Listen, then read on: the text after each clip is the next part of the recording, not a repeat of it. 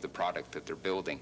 It also gives them the paint details and the overall look of the scenes.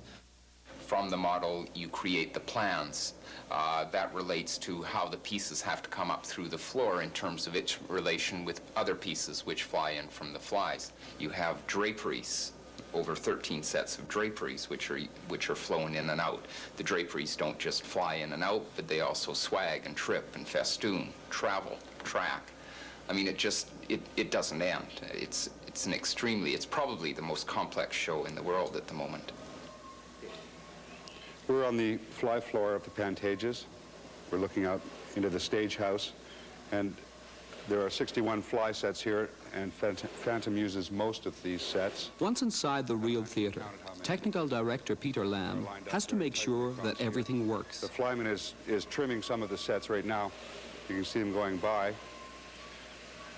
Whether flying from above or firmly planted on the stage, the sets are the creation of the scenic designers. They take the neutral space of the stage and, in the words of associate designer Jonathan Allen, they create an experience that exists very much in the imagination of the audience. I think an audience should be using their imagination. They're probably not conscious of it, but you should be pushing them a little. And that's probably what takes that step between an ordinary show and something a bit more magical, just pushing it that further. I've tended to find that the simplest designs, or what appear to be the simplest designs, often are the most difficult to achieve. The Lake of Candles in Phantom, for instance. There, it just looks like 100 odd candles coming out of a stage. Well, each one has its own little flap, so that's got to be machined. They're all supported on trusses. There are machines to bring it up. There are computers to control them. We're in the trap room under the stage, and what you're looking at is row after row of scenery for Phantom. All of this machinery is operated by direct current motors and controlled by a computer. And on go, it will rise through the floor of the stage and create one of the most exciting scenes in theatrical history. What the audience sees looks very simple and very elegant. And that's partly also to do with what I like about theatre. It's that sense of deception that something appears easy, but actually is very difficult. Not only are the sets designed, in theatre even the sound has to be designed. The Pantages Theatre has wonderful natural acoustics of its own, and sound designer Martin Levan has been very careful to preserve that original sound. Very often in a theatre it's very hard to amplify sounds and keep them very natural. And of course, if you don't keep the sounds natural, then the audience think they're listening to a tape, or they don't believe the performers saying what they're saying, and the message doesn't come across so well.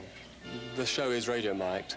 Every performer wears a little radio mic, and these are positioned around their wigs, usually. Each instrument has a channel of its own, and each channel can be controlled volume-wise, and we have processing in the desk to make the sound brighter, duller, darker. It gets so complicated these days that we also use computers to help us mix the show. There's a lot of mystery in the show, and quite a lot of the sounds have to come from behind the theatre walls, from out of the ceiling. The Phantom moves around the house, and we hear his voice quite often without him being on the stage. And you'll hear sounds drifting in the house, in the air, and you won't know where they're coming from. Lighting is one of the most powerful tools of theatre.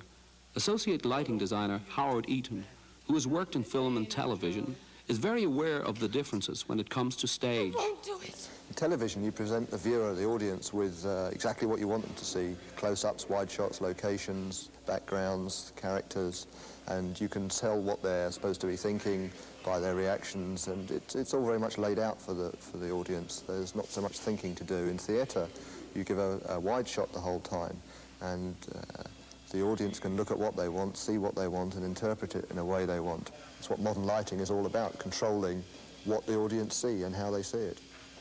You're doing the number, right? Whoever sings stage right should just make sure you get there. Okay. During dress rehearsals at the Pantages Theatre, the show takes its final form. And you go like that, don't you? And leave it up. Do the scene like that, we'll see what happens. Do the whole thing like this. The actors have become their characters. They know how they'll move on stage. All the work of the shops, the choreographers, the wig makers, and the designers is about to come together. They're not ready. I knew they weren't ready, but I didn't know if they were in the building. There's a tension in the air as the pieces of this giant jigsaw puzzle are painstakingly fitted together.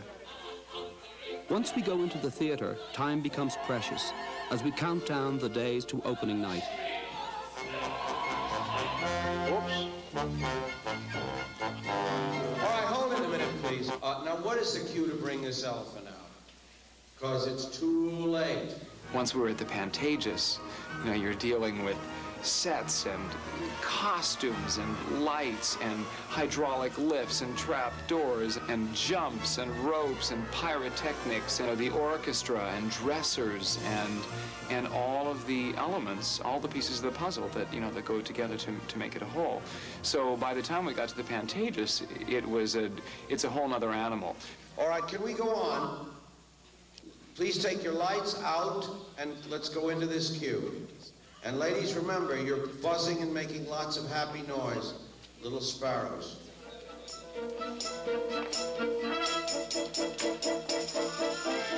Actors are human.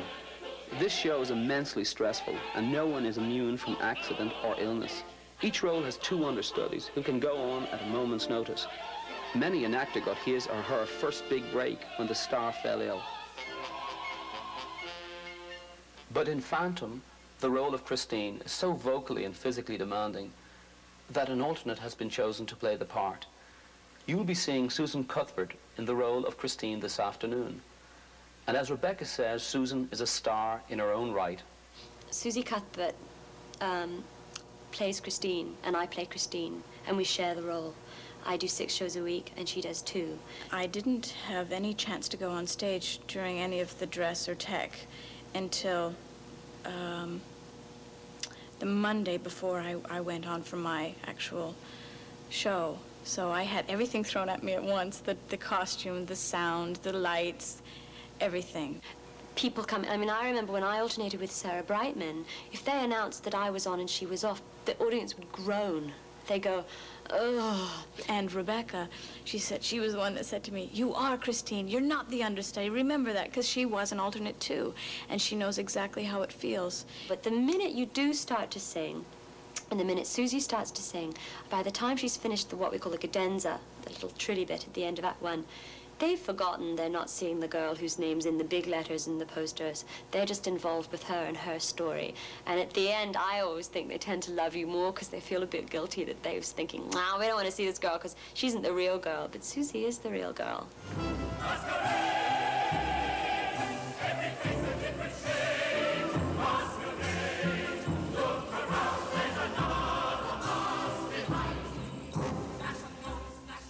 For those of you who are thinking of pursuing a career in theatre, I hope we've given you an idea of the many different talents that go into making a single production.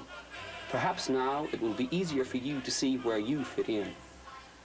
For those of you who have other career plans, I'm sure this peek behind the scenes will heighten your enjoyment of the show. As you have all seen, despite the glamour and the bright lights, being a part of the theatre is a job much like any other. A job that requires teamwork, dedication, commitment, and consistency, night after night.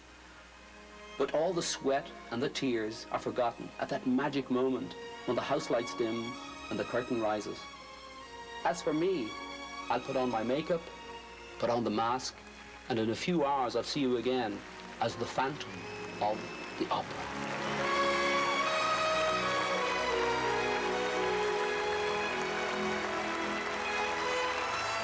I'm bowing to say, here it is, this is all I can give you, it was my best. And so it's a wonderful moment of both giving and receiving on each side. So it's really quite wonderful. And you just want to stand there and bow to them and just sort of revel in the warmth of their response. You can feel the connection between you and the audience. It's about celebrating having shared a new experience together. And that's what magic theater is, I think.